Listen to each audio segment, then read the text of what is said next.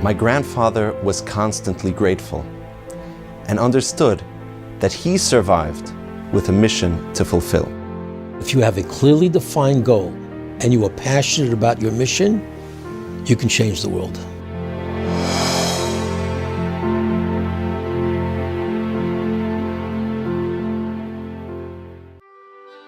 Real name is Shimon Mendelovich.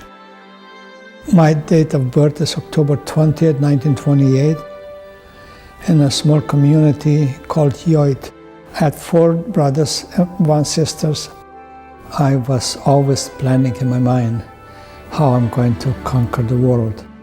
Yoit was a thriving, idyllic community before the war. The Mendeloviches were a very prominent family. When the Germans arrived, that all changed, and my great-grandfather was taken away.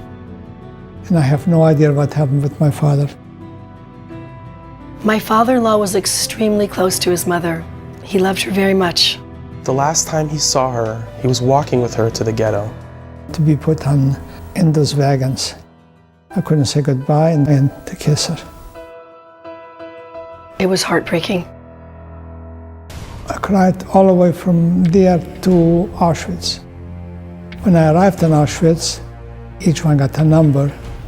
My number was 55001. My grandfather was assigned the job of piling up the bodies and putting them in a wheelbarrow after the gas chambers. It is a miracle that he survived physically. He was mentally very strong. Then they moved us to Buchenwald. We didn't stay long there. And they moved us to a labor camp called Torah. One of the things that they made is those planes, I think it was called A1, filled with bombs to explode. The Russians were advancing, and they took us to a camp called Bergen-Belsen. The Germans were retreating and the Russians were coming. He and his friend decided they were going to leave, and they took an abandoned vehicle To escape and cross the border to Switzerland. On their way, they discovered a DP camp with only women. They gave us bread and butter, and this was like heaven. The women saw they had a truck and they asked to join. My grandfather took as many women as he could fit and they headed to the border. They were refused entry at the Swiss border because they didn't have papers, but that didn't stop Zaidi.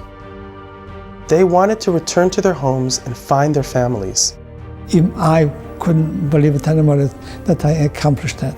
I was just a kid, at that time 14 or 15 maybe. On many occasions, Sam had mentioned that it was his emunah and his Yiddishkeit that helped him survive. You see, the biggest thing God gave us and told us, you have to have betuchim, then that will get you through. I didn't know what to do, and I didn't have no family or anybody who would give me advice.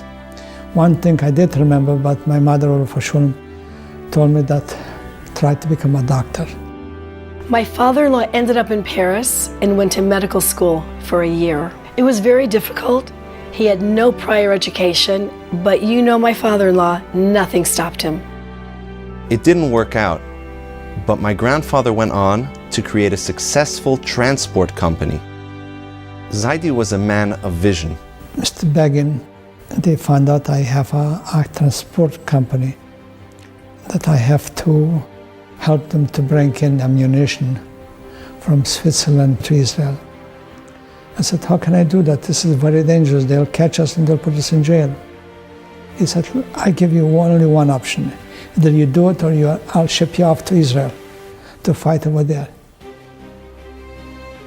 I could have ended up in jail for 10 years. And I thought I have to contribute something to the war for the people that are falling like flies because they didn't have no ammunition. Thanks God I did accomplish it. My mother-in-law Vera grew up in Budapest. Her family is Hungarian and she was one of 3 children. When she was 8 years old, she went into hiding during the war. Her family was never taken to the concentration camps. When she was 21, her family left Budapest for good. They went to Vienna. In '57, I went on business to Vienna. She met my father-in-law, Sam, the first year she was in Vienna through family friends. My father-in-law was 28 and already working and establishing a career. She told me he was very charismatic and was really taken with him. I met an angel. Every day we met. He courted her and he wanted to get married. He looked all over Vienna for the flowers for her bouquet, so everything would be perfect for her. He made arrangements for her family to immigrate to America. For many years, Los Angeles was seen as a spiritual wasteland. When Sam and Vera first arrived, they, together with many other special Jews, said that had to change. I first met Sam Menlo in 1977 when I interviewed with him for a position in Torah. Torah was the first school he helped to build. He didn't want it to be just a school, he wanted it to be special. Nothing gave him more pleasure than watching the school grow. My in-laws' dream was to build their family, build their community, and build Yiddishkeit through education. I first met Mr. Menlo when Yonatan, his grandson, came to Valley Torah High School. What motivated Mr. Menlo, in my opinion, was that he himself was deprived of a Jewish education. And he said that will never happen again if I could help it. He wanted his kids and grandkids to have a well-rounded education. Valley Torah was the perfect fit. Our philosophy at Valley Torah High School is to expose our students to the highest quality of Torah and academic studies in a nurturing, caring, and loving environment. My father-in-law really understood Rabbi Stuhlberger's talents. He felt he was a tzaddik. Valley Torah was a reflection of Sam Menlo's inner core vision of making sure no Jewish child would be left without an education. We are really in this world to help each other. You should love your fellow man like yourself. Sam and Vera both believed that life should be full of giving. Through my life, I built many schools. My grandfather knew that without Jewish education, there would be no Jewish continuity. My wife always gave me the support. Sam and Vera were a team. Vera always encouraged him to do more. My grandmother dedicated her life to my grandfather. Bobby treated him like a king, and he treated her like a queen.